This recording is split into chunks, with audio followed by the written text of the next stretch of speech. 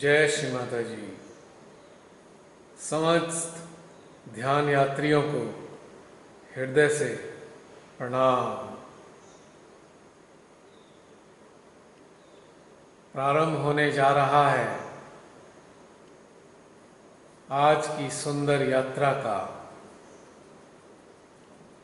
जो यात्रा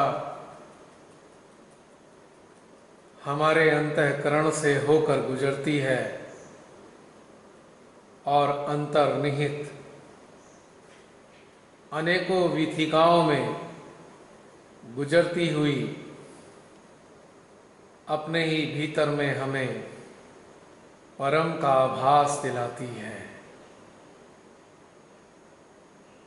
इतने तरह से, इतने प्रकार की स्थितियों में हम अपने भीतर में बारंबार परम पिता परमेश्वर की उपस्थिति को अनेकों स्वरूपों में, अनेकों अनुभूतियों में अनुभव करते हैं और अपने जीवन को प्रतिदिन धन्य बनाते चले जाते हैं। तो चलते हैं अपने हृदय की ओर, अपने समस्त ध्यान के सहयोगियों के साथ, यानी मन, चित्त, चेतना, जागृति, और इनका साथ देने के लिए इस यात्रा में शामिल होते हैं हमारे भीतर में रहने वाले समस्त प्रकार के संवेदन इंद्रियों के प्रतिनिधि, जिनके सहयोग से यह यात्रा घटित होती है। तो प्रणाम करते हैं श्री हृदयेश्वरी को अपने ही हृदय के भीतर, उनके श्री चरणों में, और प्राप्त करते हैं उनका आशीर्वाद, उनका प्रेम, उनका वात्सल्य ऊर्जा के रूप में।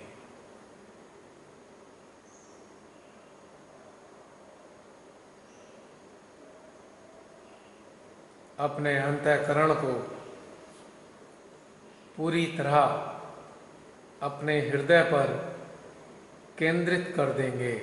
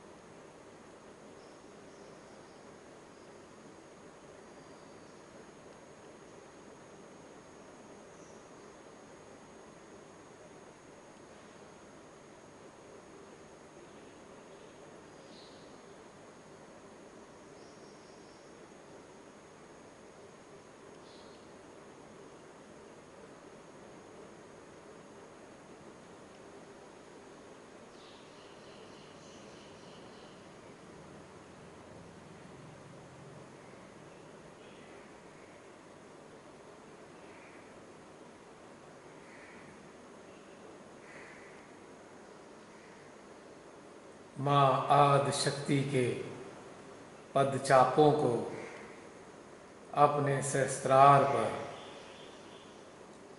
ऊर्जा की हलचलों के रूप में हम अनुभव कर रहे हैं, और इन हलचलों से उत्पन्न होते हुए प्रेम को अपने मध्य हृदय के भीतर, इसमें बनने वाले निर्वात यानी वैक्यूम के द्वारा अनुभव कर रहे हैं।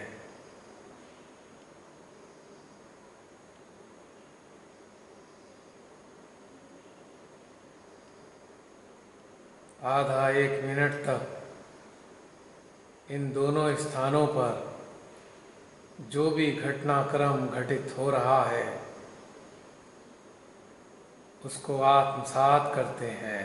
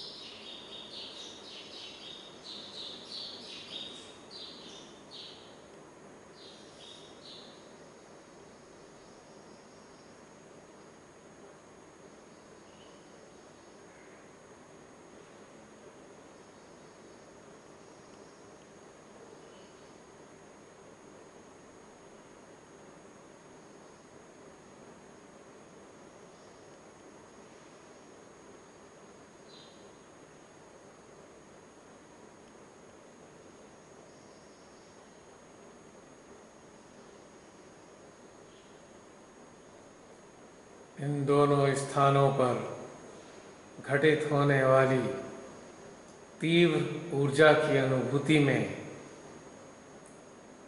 हमारे भीतर चलने वाले यदा कदा आने वाले विचार समाप्त होने लगते हैं। जैसे जैसे हमारी चेतना इन दोनों स्थानों पर प्रकट होने वाले ऊर्जा संकेतों को आत्मसात करना प्रारंभ कर देती है, वैसे वैसे हमारे अंतःकरण में, हमारे मन में चलने वाले विचारों की श्रृंखला भी धीमे धीमे समाप्त होने लगती है और कुछ ही क्षणों में यह पूर्णतया लुप्त हो जाती है और हम अपने भीतर की होने वाली हलचलों को और भी एकाग्रता के साथ अनुभव करते चले जाते हैं। इस प्रकार से हमारा निर्विचार ध्यान घटित होता जाता है। कितना सरल है निर्विचार होना।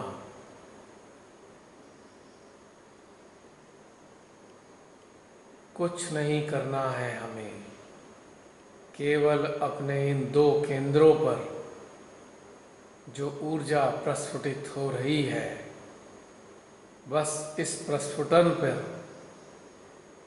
अपना ध्यान केंद्रित करना है। ऐसा करते ही विचारों की झड़ी समाप्त होने लगती है और हम पूर्णतया निर्विचार हो जाते हैं।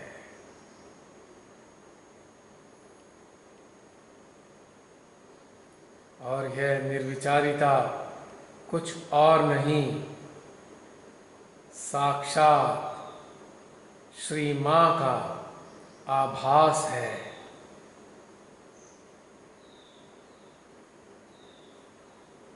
जब कुछ भी हमारे भीतर शेष नहीं रह जाता,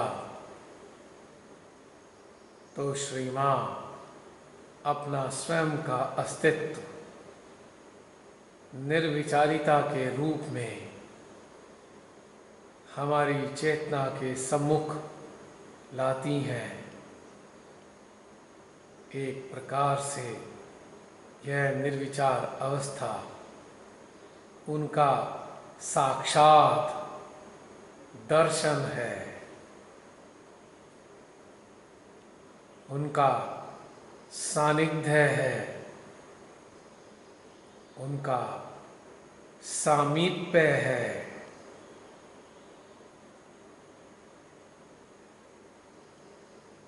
अच्छे से महसूस करेंगे श्री मां को निर्विचारिता के स्वरूप में।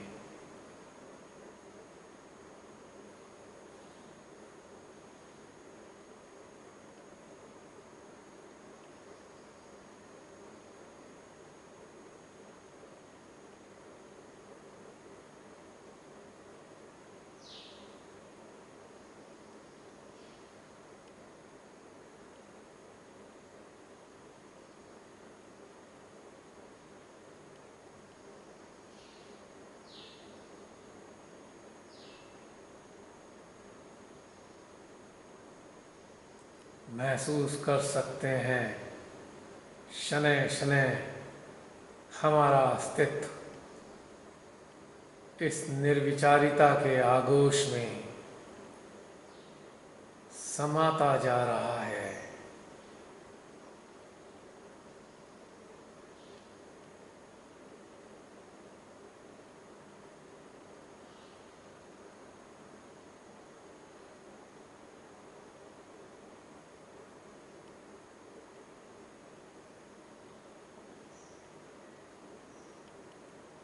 हमारी नसिका के ऊपर का भीतरी भाग तीव्र रूप से खिंचावट को प्रकट कर रहा है,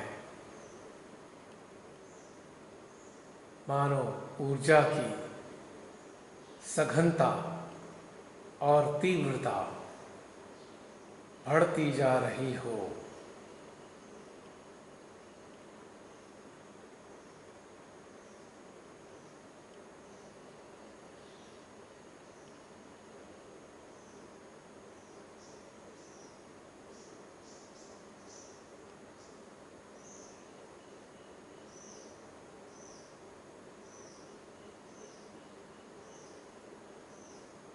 हमारी चेतना इस निर्विचारिता रूपी झील में डूबती जा रही है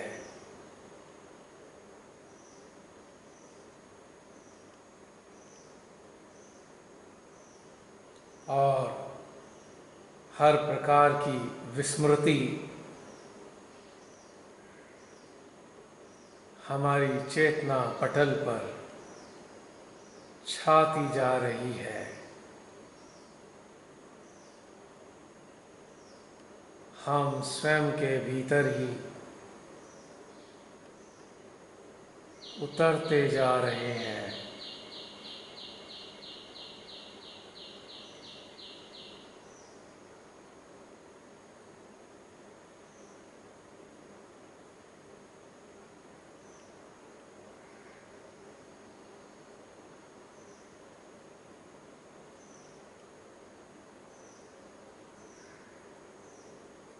हमारे कंठ से यानी विशुद्धि से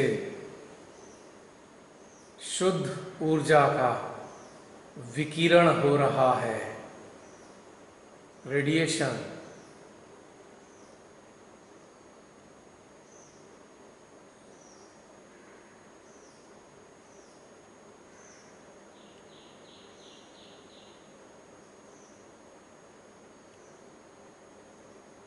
इस विकिरण प्रक्रिया में हमारी विशुद्धि में तीव्र हलचलें उत्पन्न हो रही हैं।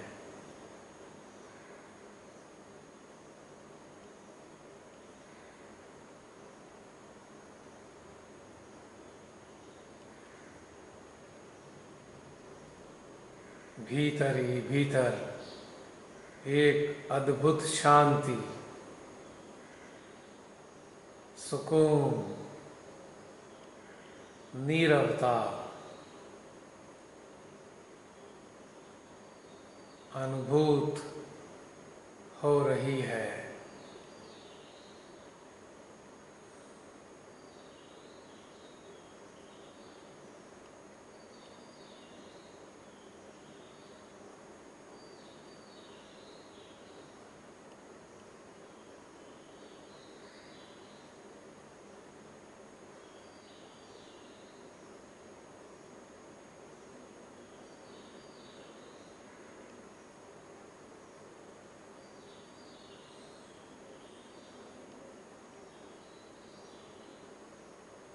हमारी विशुद्धि और सहस्त्रार के बीच एक सुंदर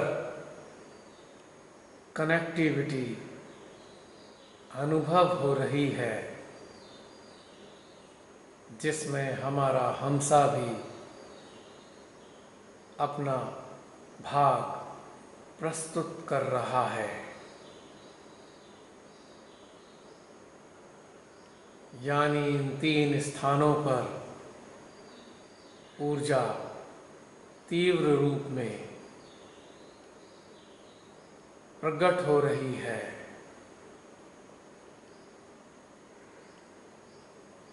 और इन तीनों के बीच ही एक अत्यंत सुखदायी अनुभूति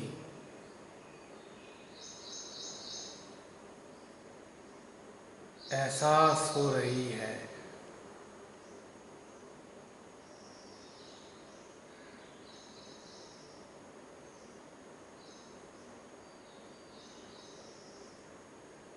काल का चक्र मानो इस क्षण रुक गया है।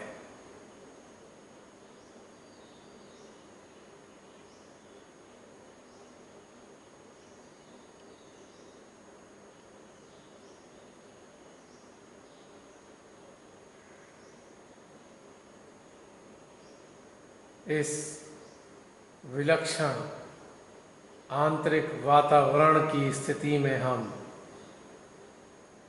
अब अपने भीतर में आमंत्रित करने जा रहे हैं श्री गृह लक्ष्मी को उनके निराकार अस्तित्व में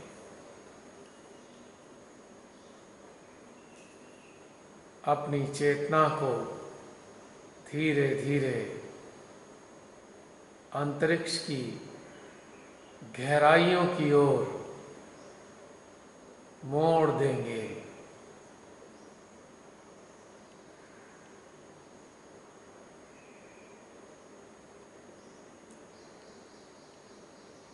ऊपर ऊपर और ऊपर, जहाँ तक भी हमारी चेतना अंतरिक्ष में रुक जाएगी, वहीं पर इसको स्थित करके श्री गृह लक्ष्मी को हृदय से पुकारेंगे। आओ माँ, अपने निराकार स्वरूप में हमारे हृदय के भीतर बनकर रहो श्री माँ के दरबार का एक आनंददायी हिस्सा।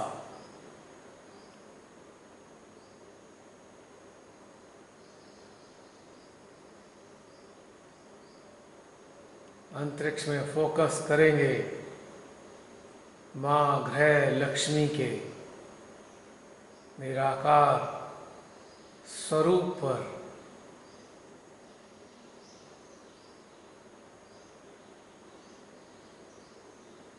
कुछ भी नहीं सोचेंगे इस वक्त माँ गृह लक्ष्मी के सिवा।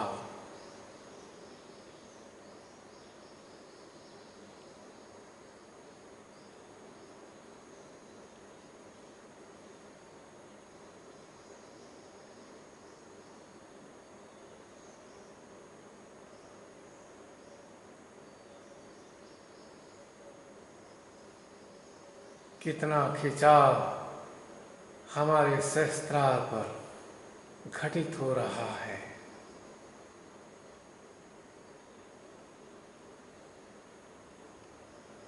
अपने मध्य हृदय और माँ गृह लक्ष्मी के बीच एक कनेक्टिविटी को, एक योग को घटित होता हुआ अनुभव करेंगे।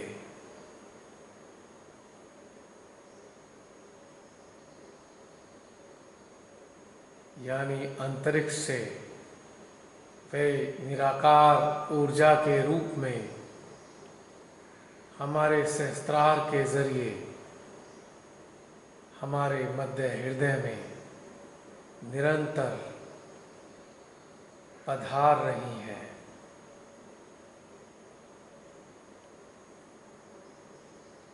उनकी ऊर्जा के स्पर्श को हमारा सहस्त्रार, हमारा विशुद्धि, हमारा हमसा और हमारा मध्य हृदय अनुभव कर रहा है।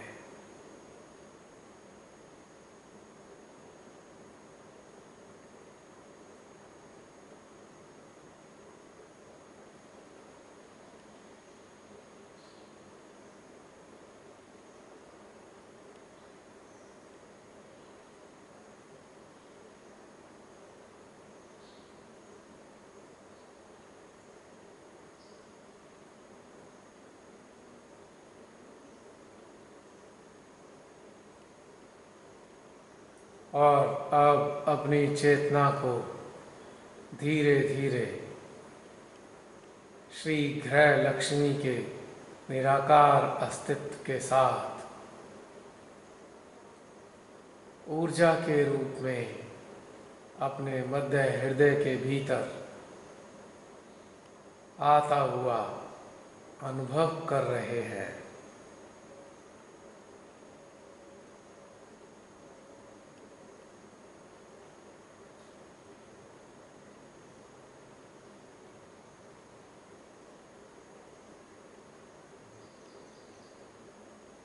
उनके आगमन पर हमारा मध्य हृदय तीव्रता के साथ निर्वात का निर्माण कर रहा है, मानो प्रसन्न हो गया हो।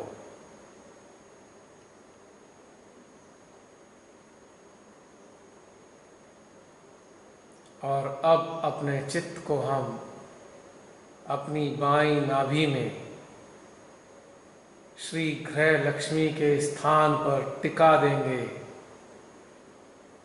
और अपने मध्य हृदय से श्री गृह लक्ष्मी के निराकार अस्तित्व में से प्रस्फुटित होने वाली ऊर्जा को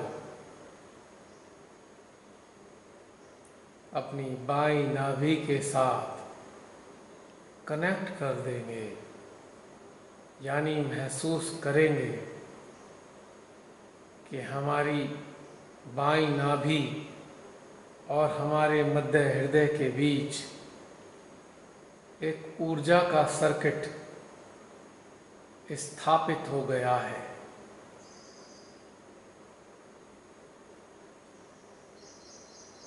और श्री गृह लक्ष्मी की ऊर्जा हृदय से हमारी बाईं नाभि में प्रवाहित हो रही है।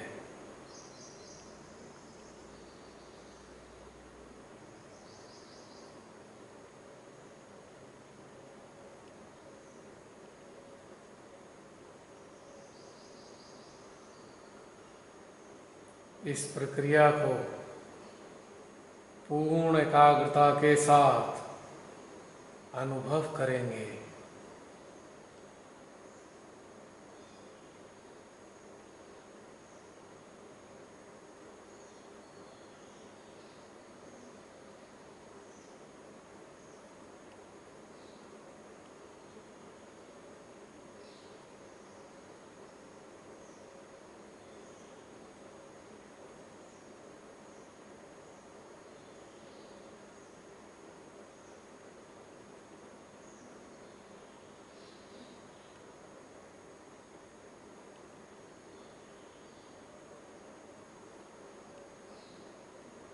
श्री गृह लक्ष्मी हमारी बाईं नाभि में स्थित अपने अंश के साथ एकाकारिता अनुभव करा रही हैं और अपने इस अंश को अपने प्रेम से पोषित कर रही हैं।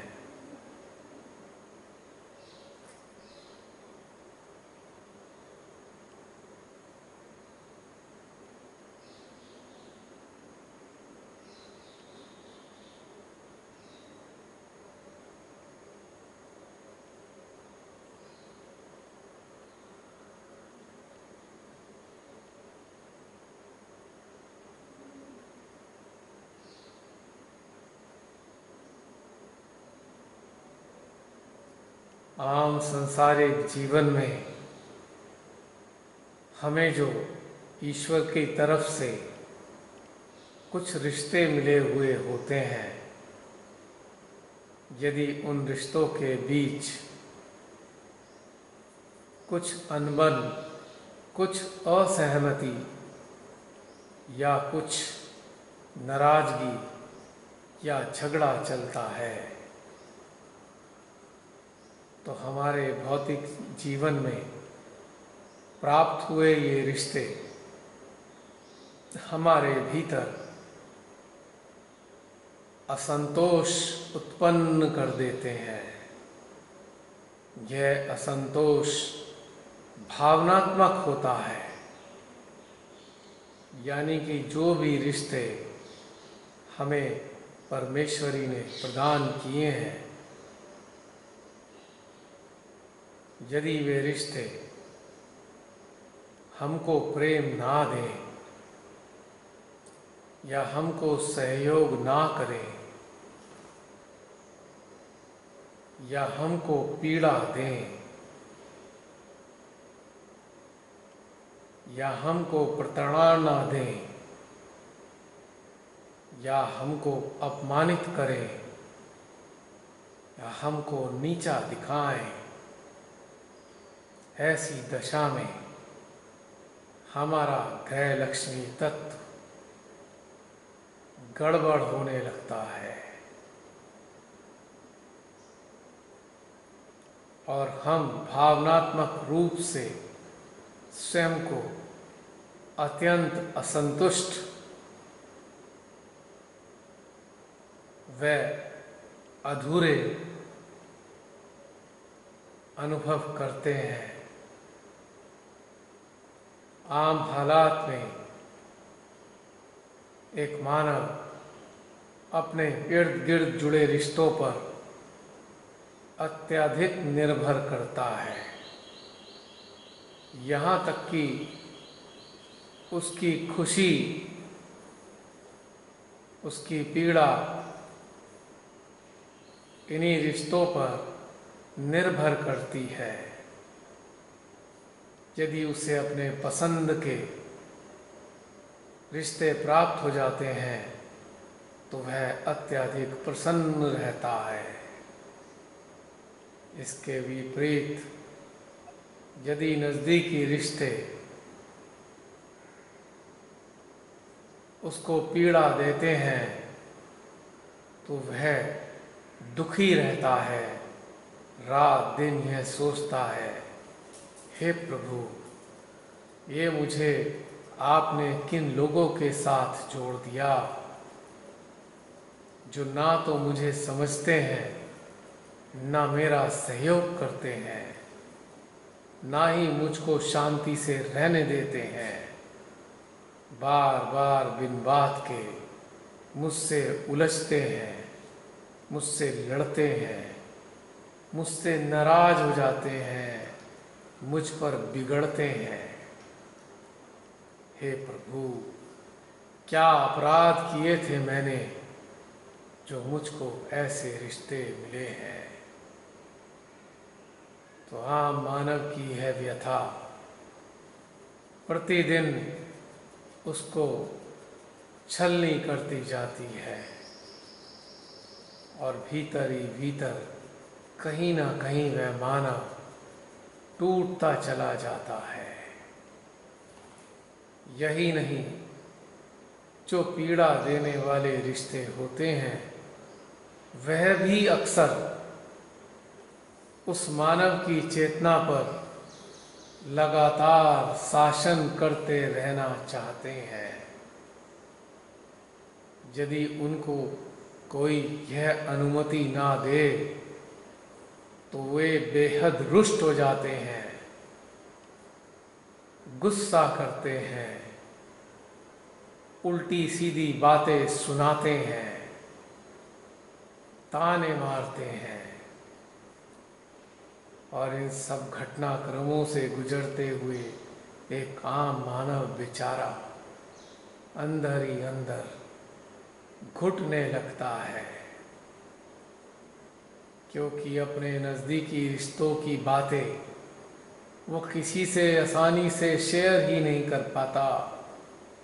बस अंदर ही अंदर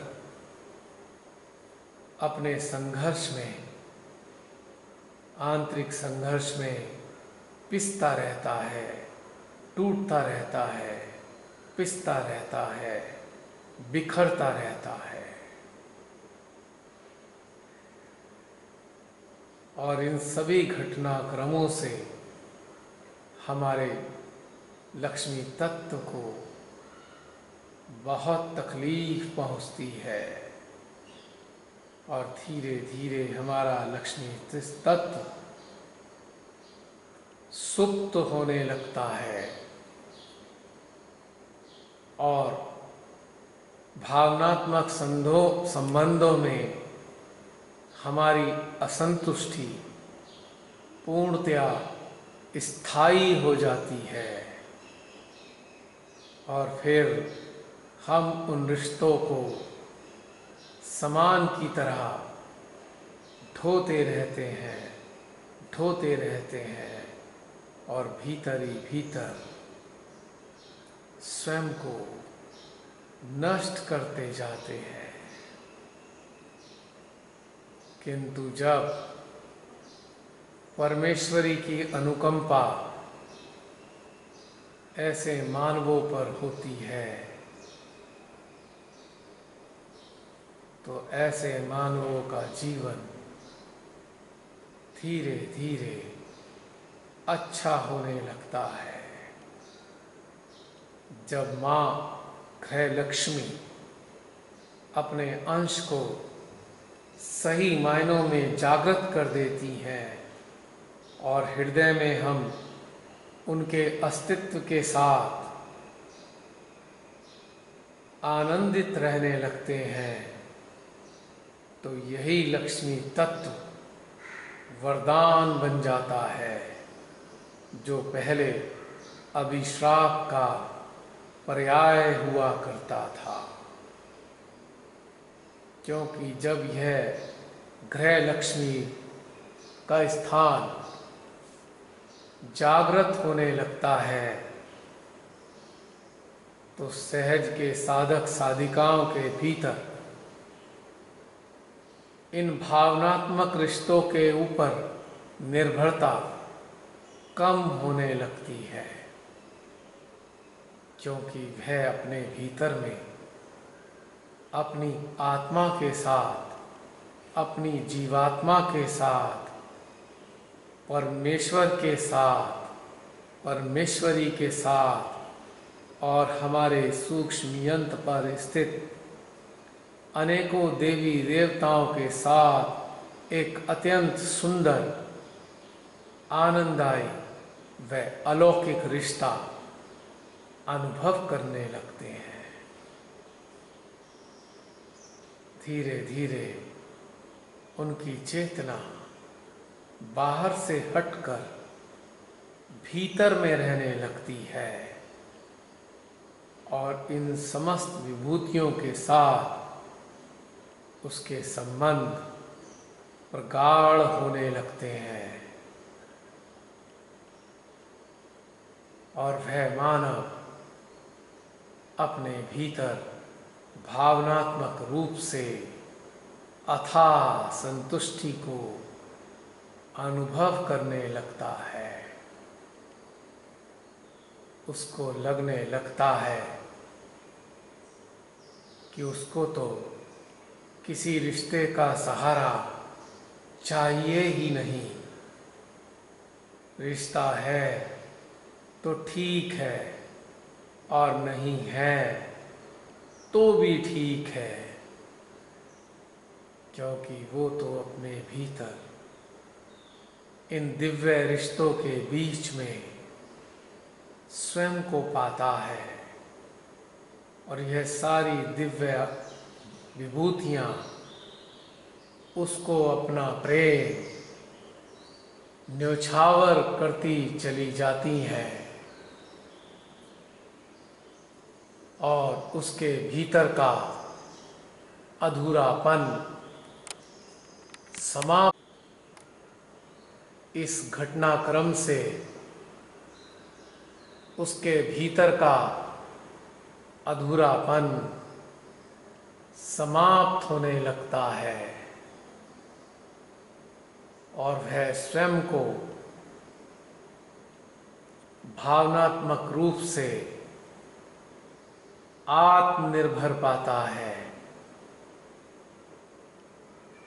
उसको महसूस होता है जो रिश्ते उसके चारों ओर निरंतर बने हुए थे और आत्म साक्षात्कार से पहले उन रिश्तों से उसको अक्सर अनेकों प्रकार की पीड़ाएं मिलती रहती थीं, किंतु अब उसको अत्यंत प्रेम अपने ही भीतर से मिलना प्रारंभ हो जाता है और वह उस प्रेम में डूबता जाता है, डूबता जाता है। धीरे धीरे करके वह भावनात्मक रूप से पूरी तरह स्वतंत्र हो जाता है। यह आंतरिक स्वतंत्रता उसकी चेतना में आनंद भर देती है और यह आनंद उसके रोम रोम से प्रस्फुटित होने लगता है। उसके चेहरे से एक शांतिमयी तेज फूटने लगता है। उसके चेहरे पे अद्भुत शांति और स्थायित्व प्रकट होने लगता है। इतना सुंदर घटनाक्रम हमारे बीच में घटित होता चला जाता है और रिश्तों पे आधारित मानव जीवन का अंत होने लगता है। ऐसा घटित होता हुआ जब हमारे नज़दीक के रिश्ते हमारे को देखते हैं तो उनको बड़ा आश्चर्य होता है कि कहाँ ये मानव पहले अपनी अनेकों प्रकार की पीड़ाएं आए दिन हमको सुनाता रहता था, अब क्या हुआ? यह तो बहुत प्रसन्न रहने लगा, संतुष्ट रहने लगा, अब तो हमसे यह कुछ भी कहता ही नहीं। हम इसके साथ बुरे से बुरी बात भी कर देते हैं, तब भी यह हमसे झगड़ा नहीं करता, तकरार नहीं करता। आखिर इसको क्या हो गया है? इसको क्या मिल गया है? कहीं ऐसा तो नहीं इसके घनिष्ठ संबंध किसी बाहर के इंसान से हो गए हैं या अनेकों लोगों से जो रिश्तों के दायरे में नहीं आते, उनका प्रेम इसको मिल रहा है।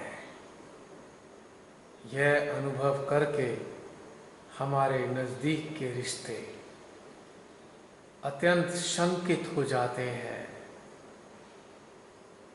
कभी कभी उनके भीतर ईर्ष्या तक फूट पड़ती है और कभी वे रिश्ते जो हमको भावनात्मक संरक्षण देने का दम भरा करते थे, अब वो स्वयं ही असुरक्षित महसूस करने लगते हैं।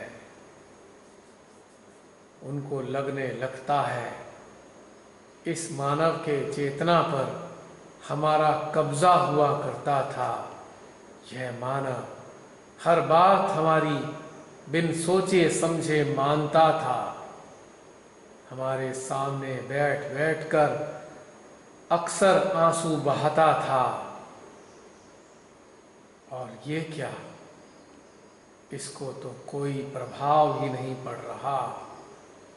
अब चिंतित होने की बारी हमारे इर्द गिर्द रिश्तों की होती है और उनके भीतर हमको खोने का एहसास प्रगाढ़ होता चला जाता है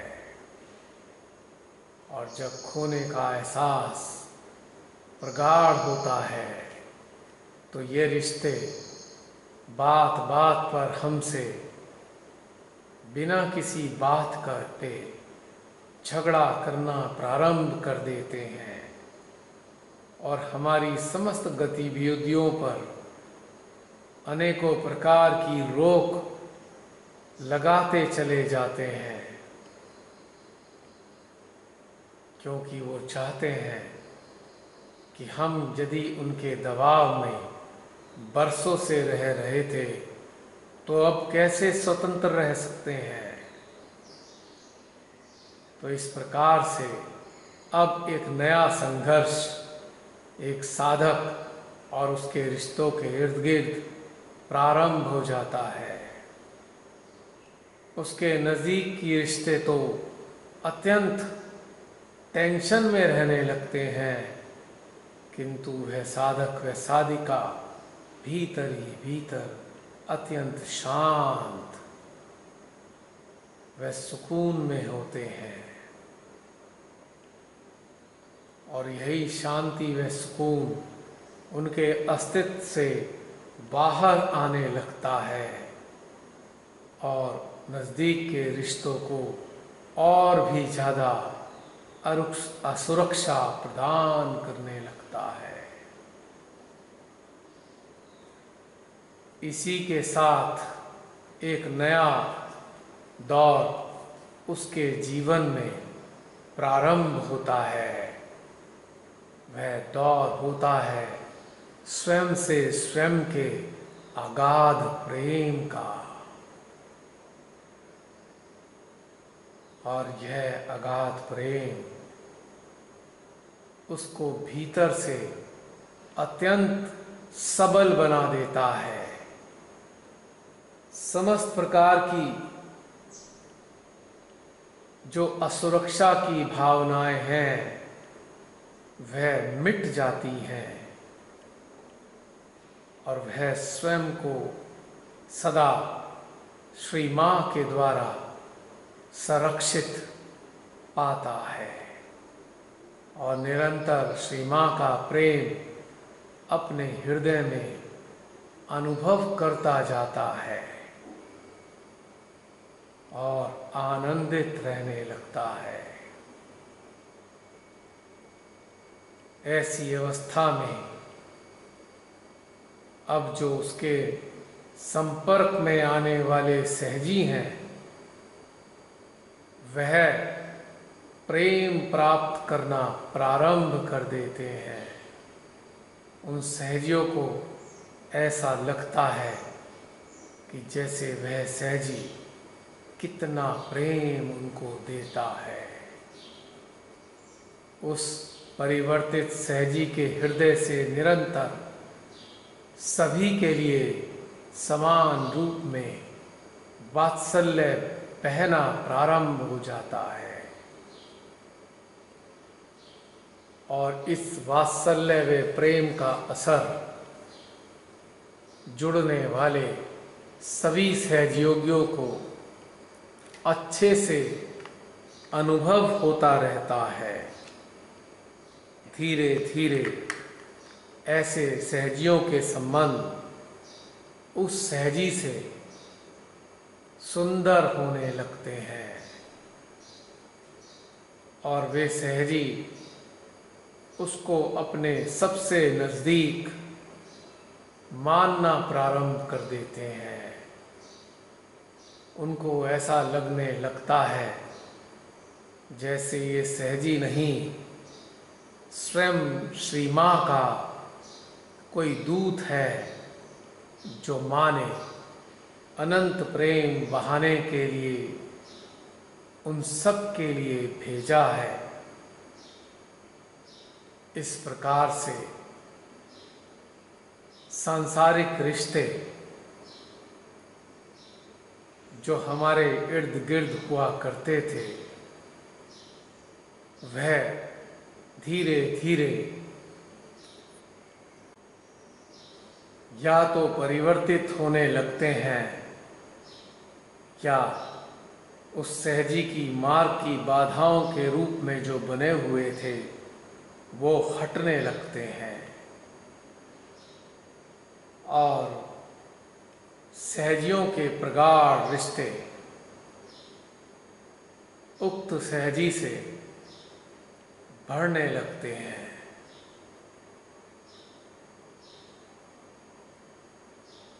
उसके भीतर में प्रेम ही प्रेम बहता रहता है, क्योंकि स्वयं के भीतर से जुड़ा हुआ साधक भीतर में परमात्मा से, परमेश्वरी से, अपनी आत्मा से, अपनी जीवात्मा से जुड़ा हुआ रहता है और इन सब का प्रेम भरपूर रूप से सभी को लुटाता रहता है। अब उसके संपर्क में नजदीक आने वाले कुछ सहजियों के बीच एक प्रतिस्पर्धा सी उत्पन्न होने लगती है, क्योंकि समस्त सहजियों को ऐसा लगने लगता है कि जैसे उस सहजी से नजदीक इस संसार में कोई भी नहीं है और वे सहजी उस सहजी से और भी ज़्यादा नज़दीक होना चाहते हैं, क्योंकि उस साधक साधिका के हृदय से जो निर्वाज्य प्रेम बह रहा होता है, वैसा प्रेम उसके संपर्क में आने वाले सहजियों ने कभी भी कहीं भी किसी से प्राप्त ही नहीं किया होता। आश्चर्यजनक रूप से एक विलक्षण घटनाक्रम घटित होता है, वो ये कि जिन सहजियों के जीवन में जिस प्रकार के रिश्तों का, उन रिश्तों के भीतर प्रेम का अभाव रहा होता है, वह अभाव ऐसे साधिक साधिका से पूरा होता प्रतीत होता है। उन सबको अपने अपने स्तर पर अपने अपने आधे अधूरे रिश्तों को पूरा करने की अनुभूति उस सहजी के प्रेम से होने लगती है। यही वो कारण है समस्त सहजी ऐसे साधिक साधिका को अपने सबसे नजदीक मानते हैं और अपनी समस्त प्रकार की बातें, भीतर बाहर की बातें उससे समय समय पर शेयर करते रहते हैं और अपने अंतःकरण में एक अद्भुत शांति और संतोष का अनुभव करते हैं,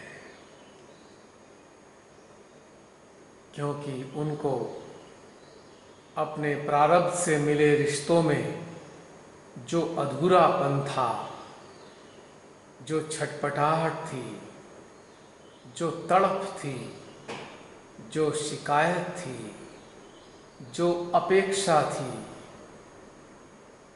वह सारी की सारी चीज़ें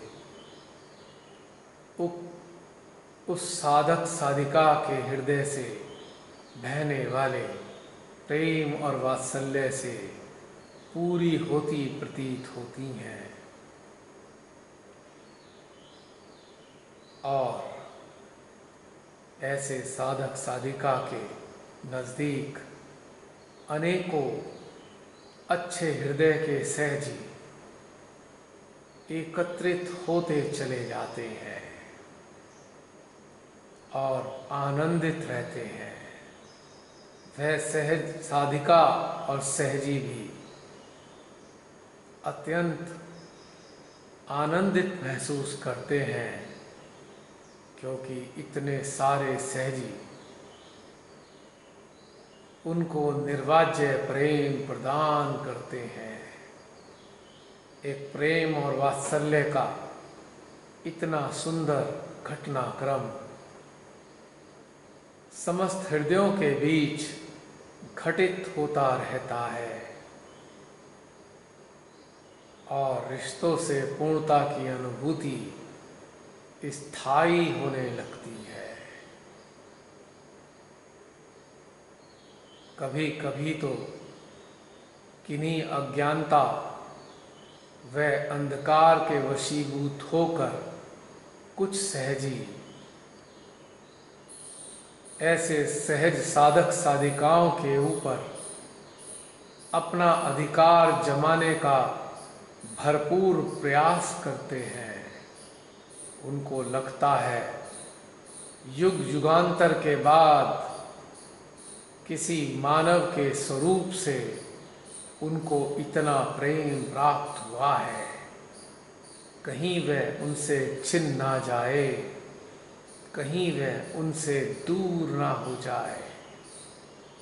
इसी उपापों में कुछ सहजी धीरे धीरे अंदर ही अंदर स्वार्थी होने लगते हैं और उनका प्रयास यह रहता है कि ऐसे साधक साधिकाओं के नज़दीक कोई अन्य सहजी ना पहुंच जाए, जिसके कारण उनके प्रेम में कमी ना आ जाए।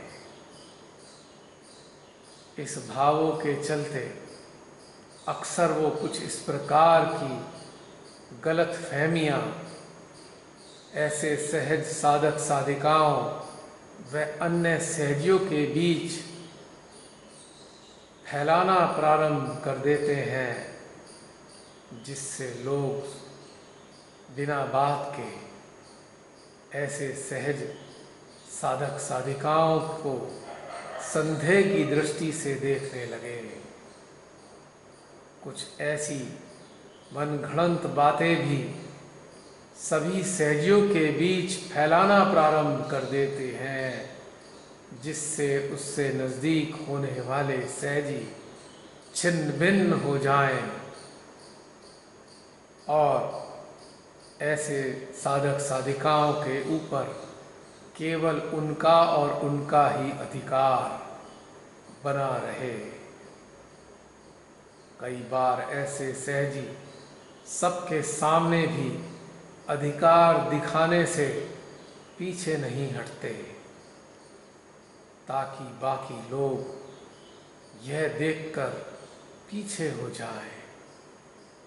किंतु यह सब घटनाक्रम, यह सब उनका प्रयास व्यर्थ हो जाता है, क्योंकि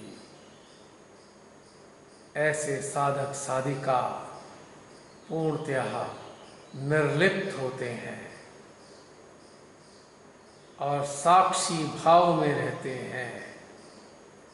जब ऐसे साधक साधिका उन सहजियों की ऐसी हरकतों को महसूस करना प्रारंभ कर देते हैं, तो पहले तो उन्हें बड़े प्रेम से अनेकों प्रकार से समझाते हैं, और यदि वो नहीं मानते और उल्टे सीधे कार्य करते रहते हैं, तो फिर वो साधक साधिका ऐसे सहजियों से दूरी बना लेते हैं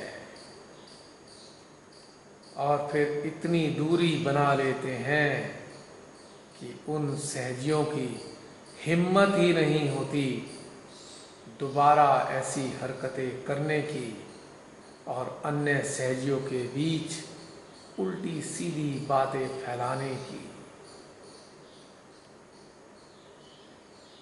तो कुल मिला के गृह लक्ष्मी तत्व से भरपूर गृह लक्ष्मी माँ के प्रेम से सराबोर साधिक साधिकाओं की स्थिति ऐसी हो जाती है कि सभी उनको भरपूर प्रेम देते हैं और प्रति उत्तर में उससे भी कई गुना प्रेम वो पाते हैं। और यह सारा घटनाक्रम निर्बाध गति से चलता है और गृह लक्ष्मी का तत्व अपने पूर्ण जागृति में प्रकट होता रहता है। श्री गृह लक्ष्मी की अनुकंपा व प्रेम और वरदान ऐसे साधक साधिकाओं में परिलक्षित होता जाता है और ऐसे साधक साधिकाओं को कभी भी किसी के प्रेम की अपेक्षा नहीं होती है, क्योंकि वह भीतर में अपनी आत्मा के रिश्ते में, परमात्मा के रिश्ते में, अपनी जीवात्मा के रिश्ते में, अपने भीतर में रहने वाले संपूर्ण देवी देवताओं के रिश्ते में आनंद के साथ बंधे होते हैं, तुष्ट होते हैं, पूर्ण होते हैं। हाँ, इतना अवश्य है, वह मानव देह में होते हैं तो मानवीय व्यवहार में ही सबके सामने आते हैं। कभी भी अपने आप को विशेष दिखाते नहीं, उनको यह कभी पसंद ही नहीं, क्योंकि वो अंदर से जानते हैं जो भी दे रही हैं वो स्वयं श्री माँ दे रही हैं, जो अन्यों के लिए है, जो उनके नज़दीक आने वालों के लिए है। इसीलिए वह सदा निर्लिप्त रहते हैं, साक्षी भाव में रहते हैं, प्रेममयी रहते हैं, निर्वाज्य प्रेम से ओतप्रोत रहते हैं। हम सभी अपने अपने हृदयों में श्री गृह लक्ष्मी से, उनके निराकार अस्तित्व से अपने हृदय में प्रार्थना करेंगे, हे माँ गृह लक्ष्मी, संसार के किसी भी मानव को किसी भी रिश्ते से आधा अधूरा ना अनुभव होने देना माँ। यह मानव अपने इर्द गिर्द प्रेममयी रिश्ते ना होने के कारण एकदम बिखर जाता है, भटक जाता है और इस भटकन में विकृत हो जाता है और विकृत होकर अपराधी बन जाता है और इस हद तक अपराध कर देता है कि वो हैवान कहलाता है, पिशाच कहलाता है, नराधम कहलाता है। हे माँ गृह लक्ष्मी, समस्त साधक साधिकाओं के हृदय में अपना स्थान बनाइए। हम सबको अपना प्रेम निरंतर देते रहिए। हम सब के माध्यम से सारे दुनिया के मानवों को यह प्रेम बांटते रहिए माँ। हम सब आपके श्री चरणों में कोटि कोटि नमन करते हैं। आपको कोटि कोटि नमन माँ, आपको कोटि कोटि नमन। 1-1.5 मिनट तक अपने ही हृदय में श्री गृह लक्ष्मी के निराकार अस्तित्व के साथ अपनी चेतना को रखेंगे, अपने अस्तित्व को रखेंगे, अपने चित्त को रखेंगे, अपनी जागृति को रखेंगे, अपने मन को रखेंगे और उनके सानिध्य को कुछ समय तक अनुभव करेंगे।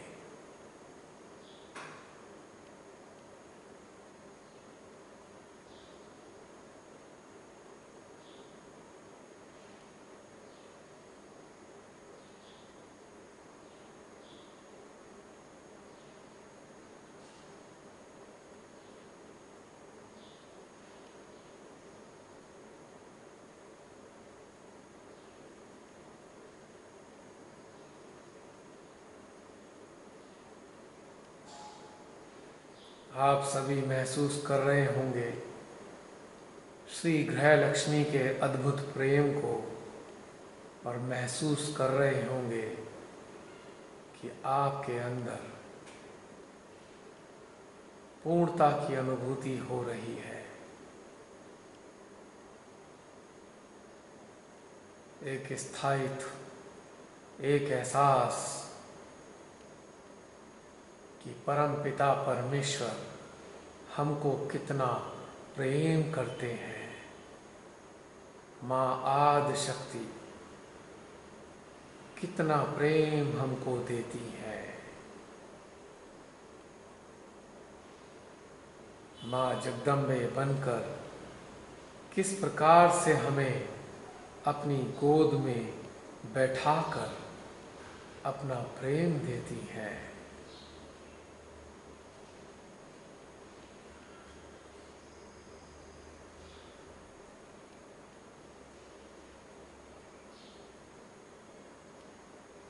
उनके प्रेम का असर हमारे मध्य हृदय, हमारे सहस्त्रार, हमारी बाईं विशुद्धि, हमारे हंसा में कितना सुखद हो रहा है।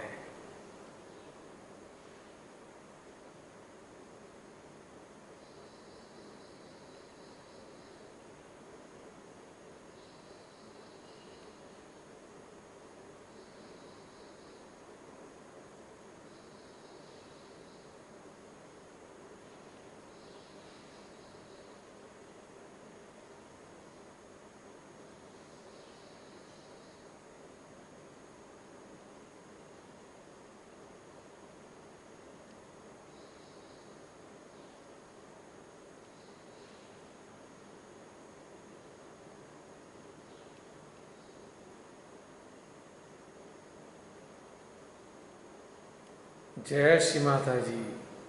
यह सेशन समाप्त होता है।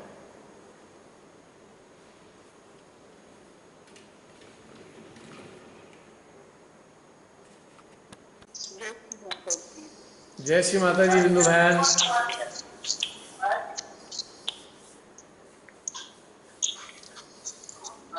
8 मिनट शेष है,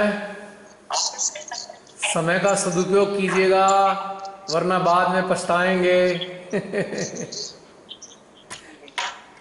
भैया आज का ध्यान बहुत अच्छा था, नो बर्डिंग, एकदम पता नहीं कहाँ चले गए थे, बहुत अच्छा है। बहुत आनंद, इतना अच्छा क्या बताऊं, बहुत अच्छा। चलिए, श्री माता जी ने आनंद दिया सबको।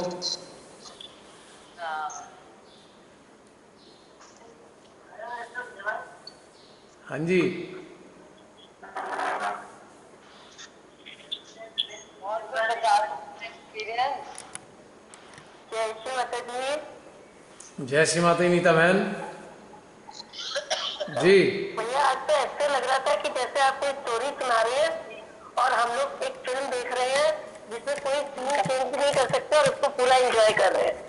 और ये समझ में नहीं आ रहा था कि जो इतने सालों तक जिनको हम लोगों ने भोगा है, आप मिनटों में एक लाइन में उसको कैसे पूरा पिरो करके एक माला बना दे रहे, और वो भी इतनी खूबसूरत थी जिसको शायद भोगते भोगते हम थक गए थे, या एक निराशता या एक चुभन घुटन कुछ रह गया था, जिससे बस हम लोग निकल करके आए ही थे, और आपने उसको इतने सुंदर तरीके से वापस पवित्र करके, एकदम निर्मल करके और एकदम आनंदमय बना दिया भैया।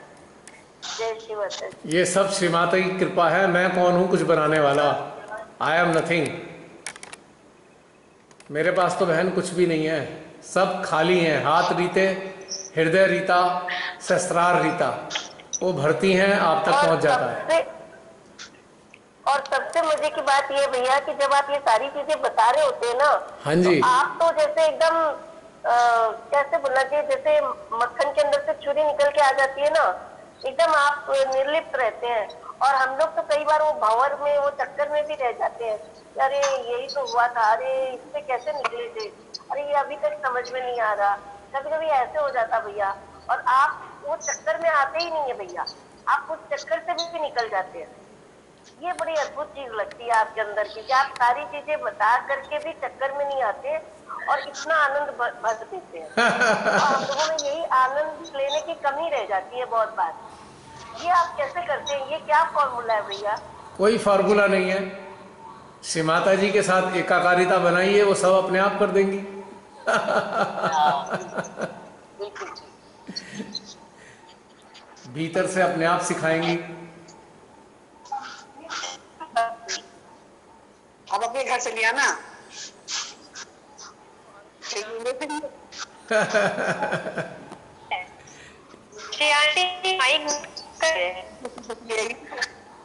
और प्रेम का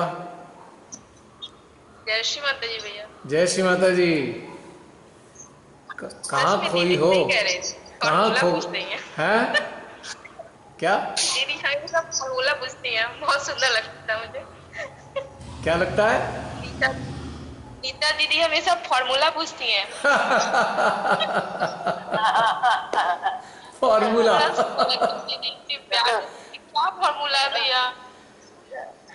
एक ही फार्मूला है, एक ही फॉर्मूला है। श्री माँ को हृदय में अच्छे से बसा लो, बस। और कोई फॉर्मूला नहीं है।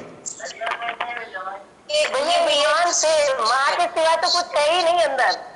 ईमान से, कसम से, माँ के सिवा कुछ है ही नहीं। लेकिन आप जो अप्रोच है ना माँ के पास, वो अभी तक हम लोगों के अंदर नहीं बनी है। तो धन्यवाद है कि माँ ने आपको हम लोगों के बीच रखा है। आप एक तरह की इंस्पिरेशन है कि अंदर से ऐसे लगता है कि अरे ये भैया को भी यदि इतना कुछ नहीं मिला और फिर भी ये इस स्थिति में पहुंचे हैं, तो हमारा उत्थान होना ही है, और ये श्री माता जी करा के लेंगी। तो ये आपको देख के है ना, ये आनंद आता है भैया, तो वापस से जोश बन जाता है। उमर सब छोड़ो, आना है। जोश में ही रहना चाहिए। बहुत आभारी हो जाते हैं माता जी के, बहुत आभारी हो जाते हैं हम लोग। सीमा तो सबको भर भर के देती हैं, बस लेने वाले चाहिए, लेने वाले चाहिए। माँ तो दे ही रही है।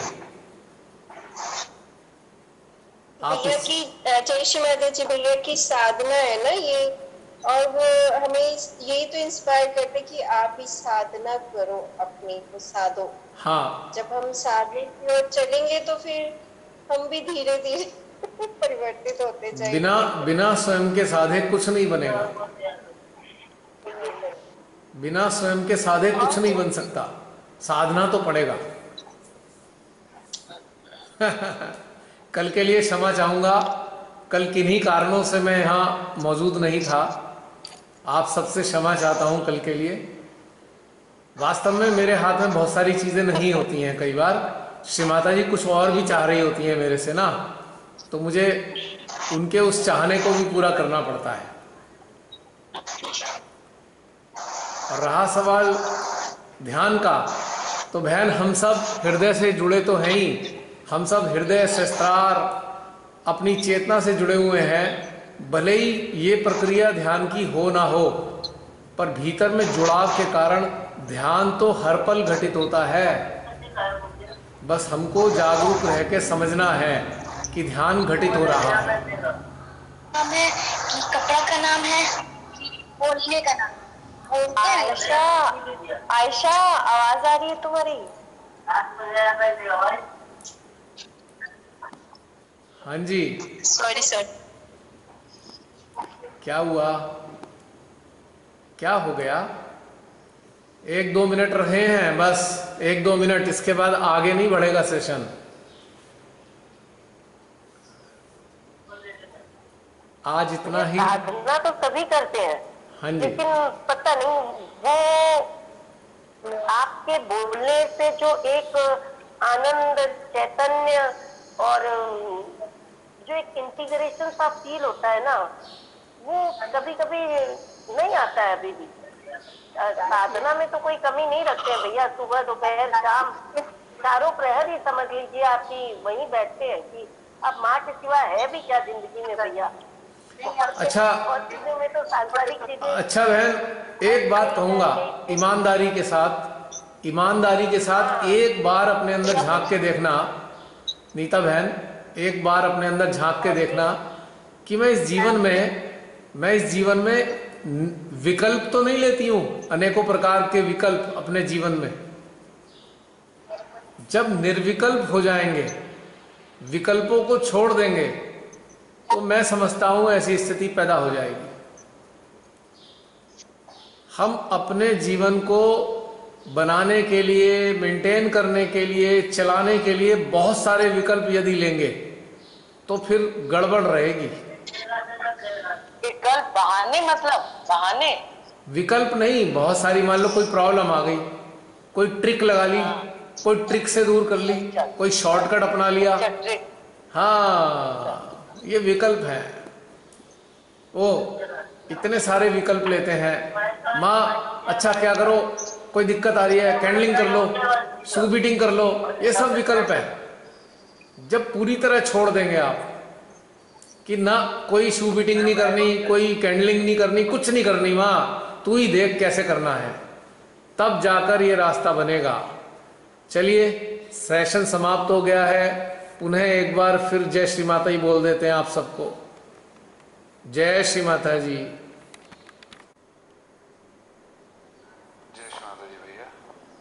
आज के ध्यान के प्रारंभ से ही आज खिंचाव की जगह निर्वात ही लग रहा था, और मैं सब नहीं थे, लेकिन तत्क्षणात ने जो है उसको बोला है आज निर्वात जो है हृदय में फील हो रहा है, और सचमुच में निर्वात ही था।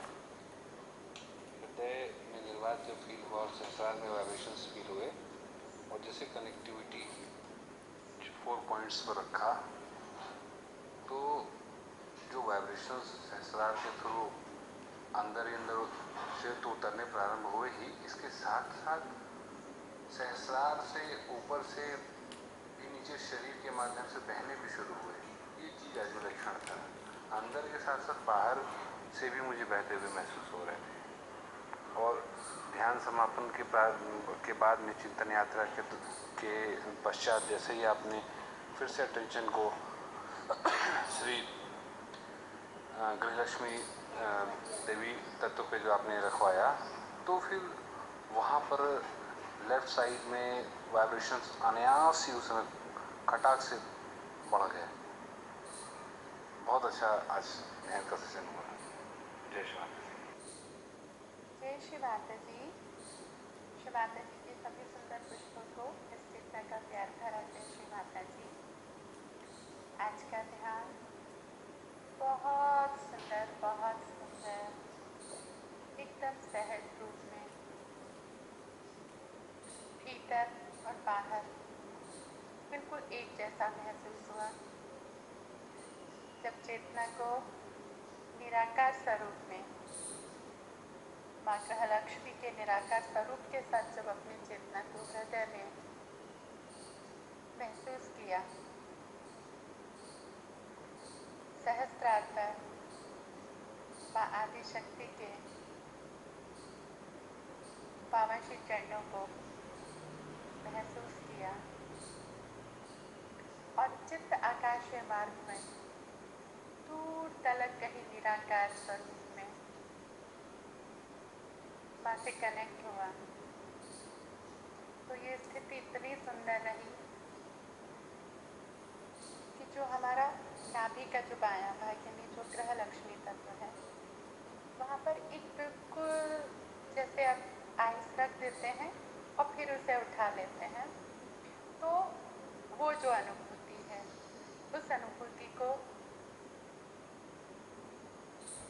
नाभि चक्र के दाएं भाग में, हृदय चक्र में, सहस्त्रार पे सबसे सुंदर आज एक नई अनुभूति हुई कि ऐसी तरह की ठंडक को सहस्त्रार पे महसूस किया। और चित्त के साथ, चित्त जैसे ही उस निराकार शक्ति से जुड़ रहा है तो कहीं ना कहीं एक छोटी हल्की सी ड्रॉप सहस्त्रार के अंदर धीरे धीरे आ रही है। वहाँ से विशुद्धि, विशुद्धि से हृदय और हृदय से नाभि में। और फिर उसके बाद दोनों हाथों से वाइब्रेशंस एकदम बहने लगे, नीचे पाँव के तलवे से वाइब्रेशंस बहने लगे। एक सुंदर ध्यान यात्रा थी, नया अनुभव था, मीठा मीठा। और सहस्त्रार से वाइब्रेशंस आज ऐसे फील हुए जैसे आप एक पल्लू ओढ़ लेते हैं, जैसे चुनरी सर पे ओढ़ लेते हैं, वो धीरे धीरे अपने आप सरकते रहती है। तो बहुत सुंदर अनुभूति थी। आज मैंने ध्यान आप सब लोगों के साथ सामूहिकता में नहीं किया, व्यस्त होने की वजह से, लेकिन जैसे ही आप लोगों का सेशन खत्म हुआ मैं भी अपना ध्यान में बैठ गई। सोचा कि अरे आज तो मेरा ध्यान मिस हो गया, लेकिन मैं श्री माता जी से कहूँगी कि मेरा ध्यान मिस नहीं हुआ। और जैसे आप लोगों को अनुभूति हुई, शायद मेरी भी वही अनुभूति रही होगी। तो जय श्री माता जी। जय श्री माता जी भैया। आज मैं जब से उठी तब से मुझे सहस्त्रार पे बहुत सुंदर लग रहा है, बहुत अच्छे वाइब्रेशंस आ रहे हैं।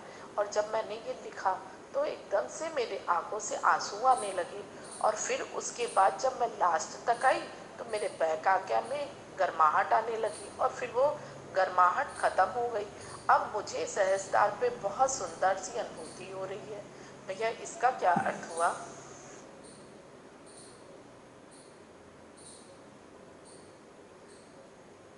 जय श्री माता जी बहन, बहुत अच्छी बात है कि आपको कनेक्टिविटी मिली आज सुबह सुबह। एक्चुअली जब हम कनेक्टेड होते हैं तो हमारे अंदर माँ की शक्ति आती है और जिस स्थान पर भी हमारे अंदर कचरा होता है उसको स्वच्छ करना शुरू कर देती है।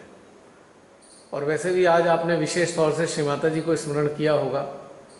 आज जो दिवस है सहस्त्रार दिवस है, तो पूरी श्रद्धा से याद किया होगा और उनकी जो शक्ति है, उनकी जो उपस्थिति है, बड़े शक्ति के साथ में उन्होंने आपको ऊर्जा से लाभान्वित किया। तो आपके बैक आज्ञा में जन्म जन्मांतर का जो आक्रोश भरा हुआ है अनेकों चीज़ों को लेकर, वो धीरे धीरे करके कुछ कम हुआ होगा और इस प्रक्रिया में आपको हीट आई है। तो अच्छी बात है, इट इज़ गुड।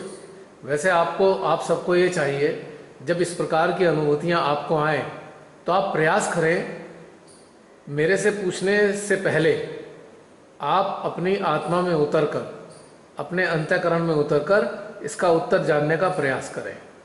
क्योंकि अगर ये आप सब लोग नहीं करेंगे तो स्वयं आप उन्नत नहीं हो पाएंगे। अब मैंने आपको जो भी बता रहा हूँ, आप इसे सुन के ऐसे ही मान लेंगे अगर, तो ये भी आपका ज्ञान नहीं कहलाएगा जब तक आप इसे अनुभव नहीं करेंगे। जैसे श्री माता जी के लेक्चर्स तो हम बहुत सारे सुनते हैं, पर वो हम अपने माइंड में सेव कर लेते हैं, उसका ज्ञान हमें नहीं हो पाता है। तो इसलिए हर चीज़ को हमें अनुभव की कसौटी पे तोलना चाहिए। जय श्री माता जी।